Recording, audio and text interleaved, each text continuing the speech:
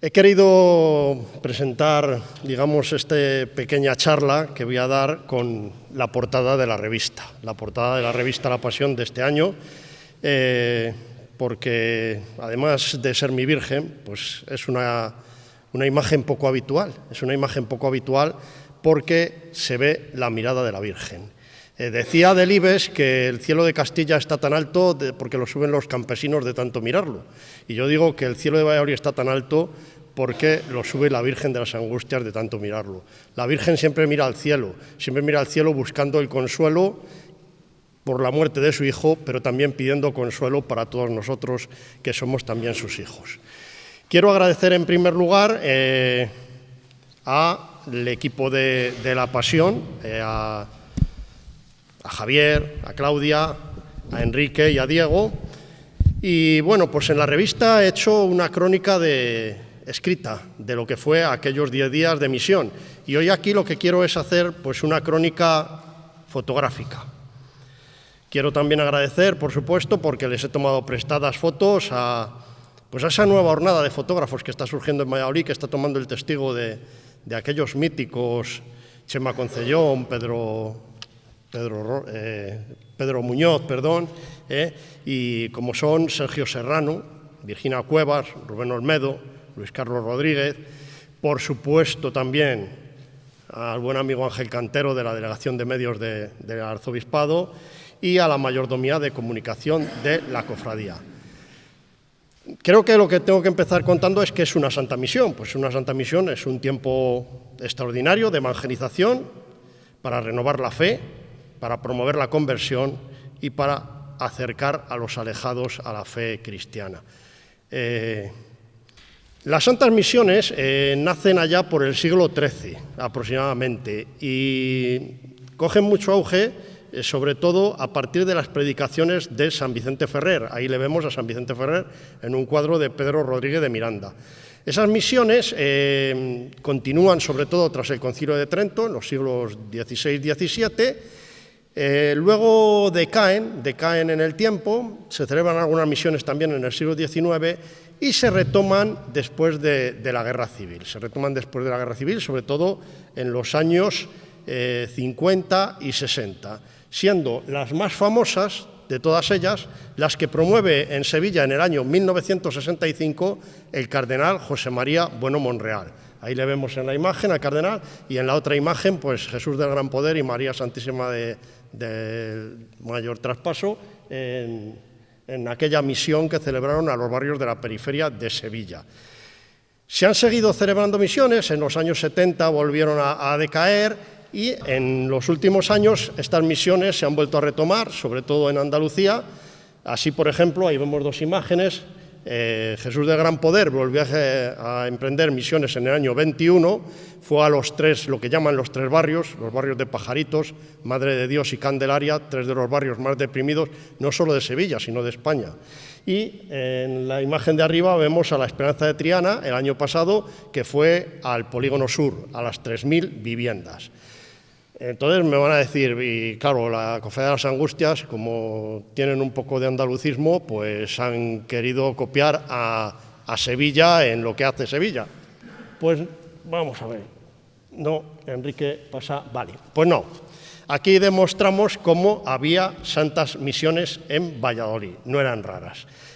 Ya lo recordaba Javier Juárez, ahí vemos una serie de recordatorios de los años 1958 y 1962, que emprendió misiones la Cofradía de las Siete Palabras, y allí a la derecha una santa misión que hubo no solo en Valladolid, sino en la provincia, en Aguilar de Campos, en el año 1953.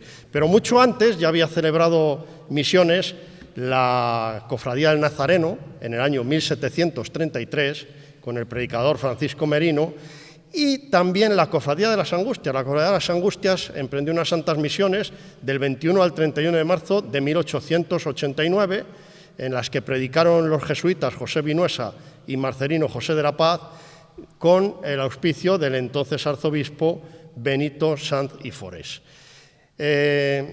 No hubo más misiones, pero la Virgen de las Angustias sí ha salido extraordinariamente con algún otro motivo.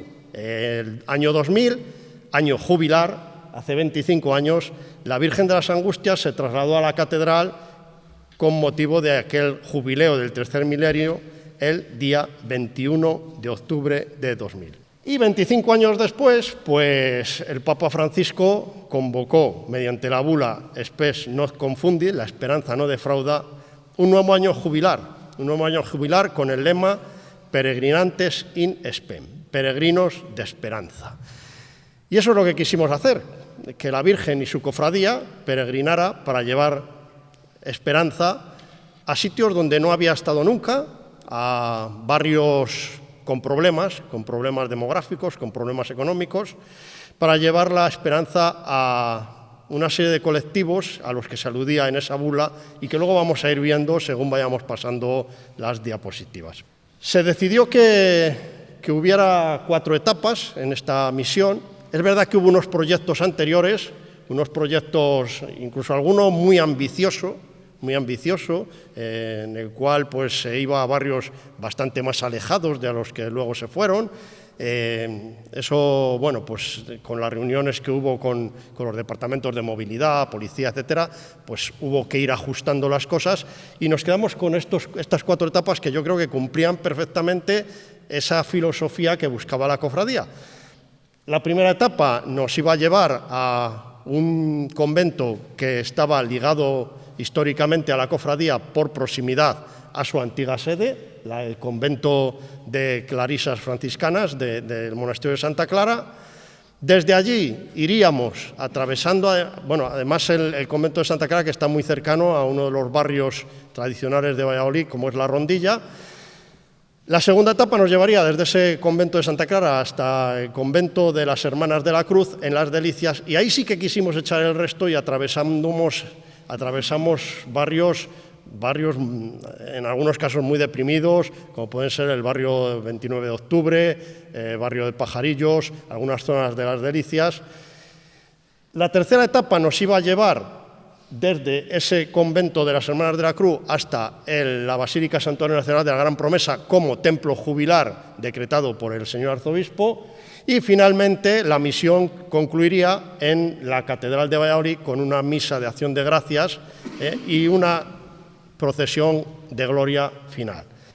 Bueno, la misión comienza en el mes de mayo, independientemente de todo el trabajo que llevaba anteriormente, dirigido por el secretario Alejandro Carrión y con un equipo de trabajo de la cofradía bastante importante, como he dicho antes, 1000 reuniones, 1000 charlas. Hubo que contactar con muchas asociaciones, con entidades, etcétera, etcétera, etcétera.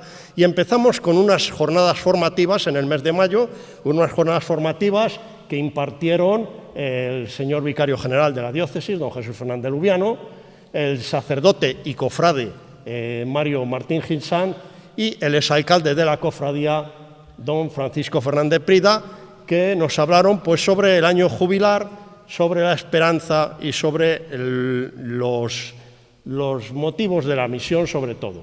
También hubo una presentación a los medios de comunicación, se ve en la foto vertical, y luego finalmente se hizo una presentación en el ayuntamiento a cargo del vicario general, el secretario de la cofradía y el concejal Francisco Blanco, buen amigo y además cofrade también, cofrade en Río Seco. Tengo que hablar yo de Río Seco porque si no, no me quedo a gusto. Se decidió cómo iba a ser estos traslados. Pues se había decidido que la Virgen fuera no en su paso, sino en unas parihuelas, sencillas, como las vemos ahí, muy poco adornadas, con 2 velas, por supuesto, para alumbrar a la Virgen, un adorno floral sencillo, un adorno floral que luego se convirtió en una montaña de flores, porque los fieles y las cofradías fueron haciendo sus ofrendas, y con una planta de procesión muy sencilla, por supuesto la Virgen sin ninguno de sus atributos, sin la corona de realeza, sin los cuchillos, sin ningún tipo de joya, porque quería ser una vecina más de aquellos barrios a los que íbamos. La Virgen no iba como reina del cielo que es, sino como una vecina más de los barrios a los que íbamos. Y, como decía, la planta de procesión también, una planta muy sencilla, cruz alzada y ciriales, la bandera de la cofradía, por supuesto, porque la cofradía estaba en la calle, los cofrades y el paso de la Virgen. También quisimos que no fueran solo los comisarios de la Virgen los que la portaran. Ahí vemos una foto en la que sí está portada por sus comisarios, pero quisimos hacer partícipes al resto de cofrades de Valladolid. Y la verdad es que se hizo un llamamiento y la atención fue masiva. Ahí podemos ver la primera reunión preparatoria y uno de los ensayos que fue multitudinario. También vemos allí el grupo de portadores de la cofradía de los franciscanos, y en esta primera foto dicen que la cara es el espejo del alma, la cara que tiene el director musical de la agrupación musical Nazareno de Santiago cuando se le dejó portar la Virgen en uno de los tramos. Y hablando de música, pues también se decidió que la música fuera distinta a la que lleva habitualmente la Virgen. Y además se decidió que había que contar con música de todo Castilla y León, de la provincia y de Valladolid. Contamos para el primer traslado con un cuarteto de viento, el cuarteto de la Cofradía Penitencial Luz y Vida de Zamora.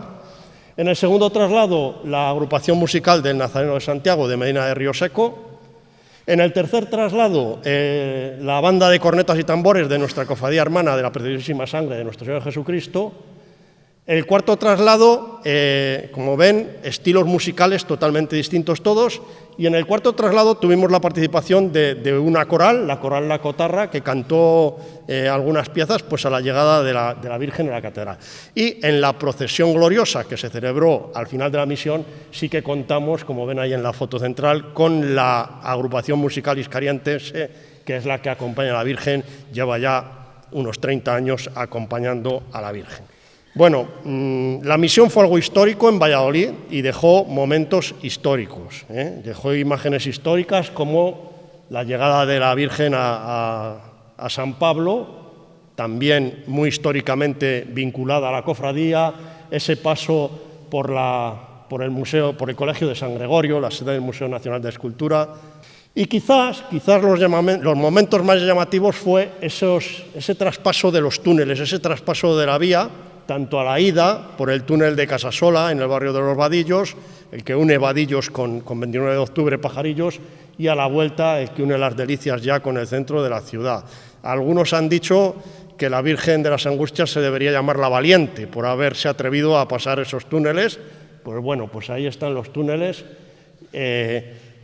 También hubo otros momentos muy bonitos y emotivos, como por ejemplo ese discurrir multitudinario por el barrio de Las Delicias, la llegada a Las Delicias, esa llegada al convento de las Hermanas de la Cruz, con esa recepción a la Virgen por parte de las hermanas, con sus cantos y su órgano, o las petaladas que ofrecieron bastantes grupos de jóvenes cofrades. Ahí vemos la que ofrecieron a la Virgen pues a la vuelta al centro de Valladolid desde lo alto del túnel de Labradores. Pero a pesar de esos momentos históricos, esos momentos emotivos, lo que pretendíamos era esto que ven ahí, acercar a la Virgen a esos barrios desfavorecidos y a esas realidades sociales de las que hablaba la bula. Ahí vemos cómo estamos viendo unas imágenes donde se ve la multiculturalidad de esos barrios, esa gente esperando a la Virgen, esa gente en los balcones, en las ventanas. Y esas realidades sociales de las que hablaba esa bula, Spes nos confundi, a la que decía el Papa Francisco, que en paz descanse, que había que atender, pues eran los migrantes y los pobres, por ejemplo. Ahí vemos pues, dos imágenes que quieren simbolizar este acercamiento de la Virgen a los migrantes y a los pobres, el paso por esa mezquita en la entrada de Las Delicias, en la calle Cádiz, o a los pobres al paso de la obra social de la parroquia de María Milagrosa. También a los niños y a los jóvenes. Los niños y los jóvenes que tuvieron una participación muy especial en la misión. Vemos ahí el recibimiento que hicieron a la Virgen con pancartas incluso en el Colegio Amor de Dios, Madre de la Esperanza, Camino con nosotros, o el recibimiento de un grupo de jóvenes a la puerta del Colegio de la Salle. A los enfermos, por supuesto. Ahí vemos a la Virgen acercándose al Hospital del Sagrado Corazón, o como la delegada de pastoral del Hospital Clínico, Ana Caramanzana, también de Río Seco, vuelvo a nombrar mi pueblo, pues se dirigió a la Virgen en nombre de todo el personal del Hospital Clínico y de los enfermos allí ingresados. A las comunidades de vida consagrada.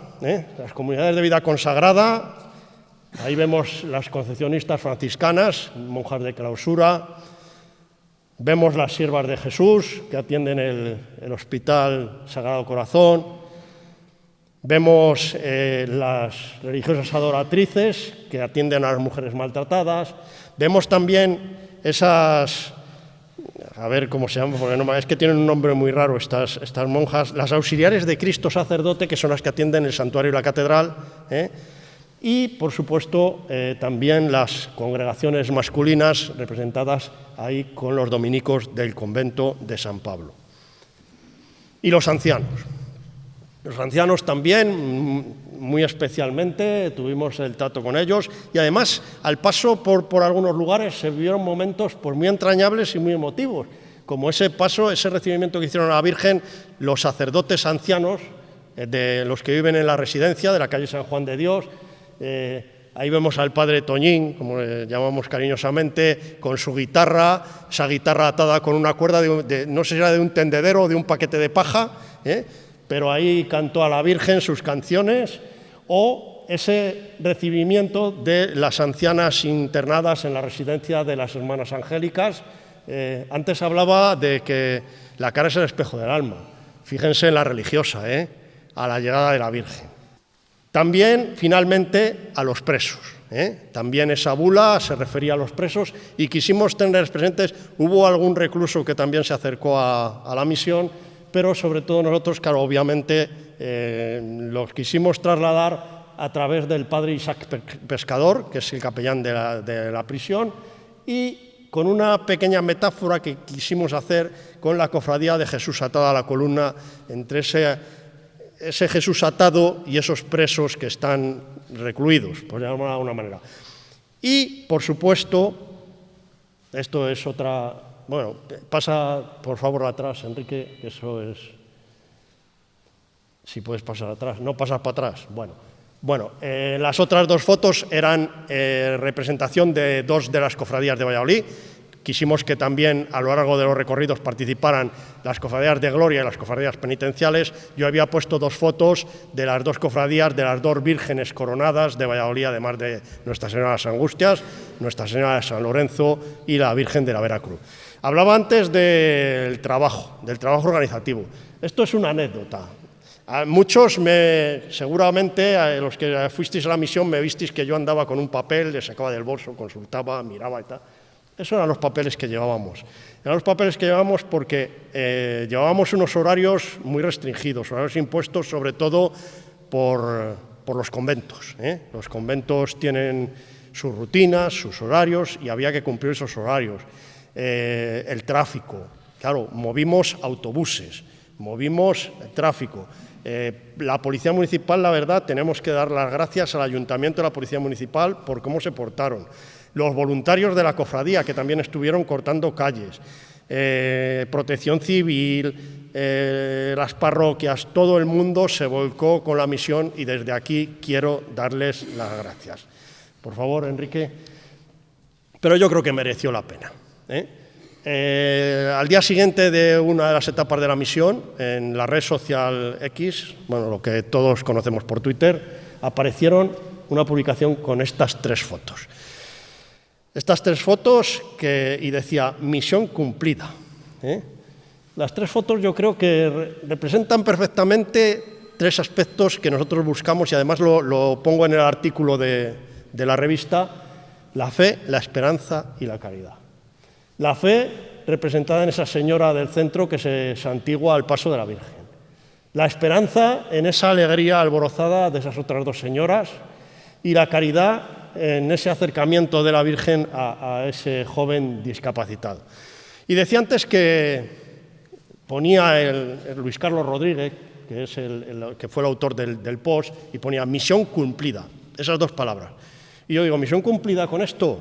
Pues no estaba la misión cumplida todavía, porque quedaba la parte más importante, la parte oculta, la que no se veía en los traslados, pero que se llevó a cabo durante esos 10 días y durante muchos más días a lo largo del año. La caridad, La caridad con ese reparto de alimentos, de que el grupo joven de la cofradía, que tengo que decir que trabajaron como leones a lo largo de toda la misión, entregaron, primero los recogieron y luego los entregaron a familias atendidas por las Hermanas de la Cruz. La caridad en esa atención a las personas sin hogar del Centro de Día y Comedor Solidario María Milagrosa, a los que ahí tenemos 5 cofrades, fueron a ayudarles, a pasar un rato con ellos y a darles una comida. La fe, La fe, por ejemplo, en esa oración al Santísimo, por las congregaciones de vidas contemplativas, en la clausura, dentro de la propia clausura del convento de Santa Clara, con esa hora santa impartida por don Manuel Sánchez Monje, el obispo de Santander, obispo emérito de Santander. Esos actos que celebramos en el convento de las Hermanitas, por ejemplo, en la primera foto vemos un rosario que los jóvenes de la cofradía tuvieron pidiendo por las vocaciones, o las misas jubilares para ganar el jubileo del 150 aniversario de la congregación, esa misa que tuvimos con las cofradías del barrio de las Delicias. Eso fue en el convento de las Hermanas de la Cruz. Pero las Hermanas de la Cruz es que son otra cosa. Yo que estuve mucho tiempo allí con ellas, la verdad, quedé totalmente prendado. Porque si hay una congregación que lleva a gala lo de la fe, la esperanza y la caridad, son las Hermanas de la Cruz. Abrieron el convento, he dicho antes de los horarios, nos impusieron un horario de llegada, pero luego ya se impusieron su horario y estaban las 24 horas con la Virgen. Mantuvieron el convento abierto en un horario amplísimo. Estuvieron pendientes de todos los detalles, ahí vemos a la Madre Superiora encendiendo una de las velas de la Virgen, estuvieron rezando a la Virgen y no querían que la Virgen se fuera. Y por eso he puesto esa foto, la central, en la cual se ve cuando la Virgen se acercaba al monumento a Santa Ángela como, digamos, símbolo de todas las hermanas no solo de Valladolid, sino de España, y cómo la hermana novicia desde la ventana veía irse a la Virgen que no quería que se fuera. Y la fe, por supuesto, también en la Basílica de la Gran Promesa, donde el corazón de Jesús parecía querer abrazar a su madre, y ahí pues tuvimos varios actos penitenciales, un acto también con el grupo de jóvenes de Jacuna y una vigilia nocturna. Estuvimos durante toda la noche velando a la Virgen con una participación, la verdad, bastante importante. Y la fe, como no, en esa misa que cerraba la misión para ganar el jubileo en la catedral. Hemos hablado de caridad, de fe y hablamos de esperanza. Éramos peregrinos de esperanza y lo que pretendíamos era llevar la esperanza. La esperanza que llevamos, por ejemplo, en la parroquia de Santa Clara, a ese grupo de ancianas que estuvieron también en esas visitas que se programaron para que estuvieran cerca de la Virgen. La esperanza a los enfermos, con un acto de unción de enfermos dentro de una de las misas del convento de las Hermanas de la Cruz. La esperanza para los enfermos del Hospital Clínico, donde también tuvimos una Eucaristía con el personal sanitario y con algunos de los enfermos. La esperanza que llevamos a los residentes del Centro Asistencial Benito Meni, que por cierto era el tercer templo jubilar también decretado por el señor arzobispo, en los que con un pequeño concierto de un cuarteto de cuerda que se preparó para la ocasión, pues los ancianos pasaron un rato, sintieron la llamada de la Virgen y sintieron la visita de la Virgen. No podíamos llegar hasta el Benito Meni con la Virgen de las Angustias, pero llevamos esa pequeña copia. La esperanza también con los migrantes y las mujeres en riesgo de exclusión, con el grupo joven que hizo esa gincana con la Red Cíncola y esa visita al centro Albor de las Hermanas Oblatas que tratan a las mujeres en riesgo de exclusión. y un grandísimo, esto la verdad, no sé si es porque lo medio llevé yo o estuve yo pendiente de ello, el grandísimo canto de esperanza con esos cerca de 2.000 niños que fueron a ver a la Virgen durante esos días de varios colegios de Valladolid, de la Enseñanza, de las Teresianas, del Amor de Dios, de la Salle. Aquí quiero agradecer, que veo ahora a Javier, a Cristina Burriaza, que también colaboró mucho en esta organización. A los niños se les dio una charla sobre la Virgen, una charla sobre la misión, unas charlas. Ellos cantaron, la verdad es que fue muy emocionante ver a 500 niños o 300 niños del Colegio de la Enseñanza cantando el Ave María. Hicieron unas flores de papel y la verdad esto fue una de las cosas que más me llenó a mí de la misión. Ya voy a ir concluyendo. Concluyo con otro canto de esperanza, lo he dicho antes, y he querido aquí poner estas 5 fotos que muestran a los niños y a los jóvenes de la cofradía. Los niños porque son el futuro, ese grupo de monaguillos en esa misa pontifical, y el grupo joven que, vuelvo a repetirlo, se implicaron desde el primer momento con la misión y que trabajaron, vuelvo a repetirlo, denodadamente para que todo saliera bien. Ellos son el futuro, ellos son los que van a tener que organizar el jubileo de dentro de 25 años, porque nosotros ya tendremos una edad que espero estar, pero no organizar. Y finalmente, ya termino, la mano de la Virgen. Esa mano que ilustraba el cartel, que diseñó otro joven cofrade de la cofradía, Rodrigo Martín Gómez. Esa mano de la Virgen, que es la mano que sustenta la fe, la mano que se tiende a la caridad y la mano que colma de esperanza. Entonces, yo termino ya. ¿Misión cumplida? Pues ahora yo creo que sí que se cumplió la misión. La caridad, la fe y la esperanza. Mater Spei Nostri, madre de nuestra esperanza. Muchas gracias a todos.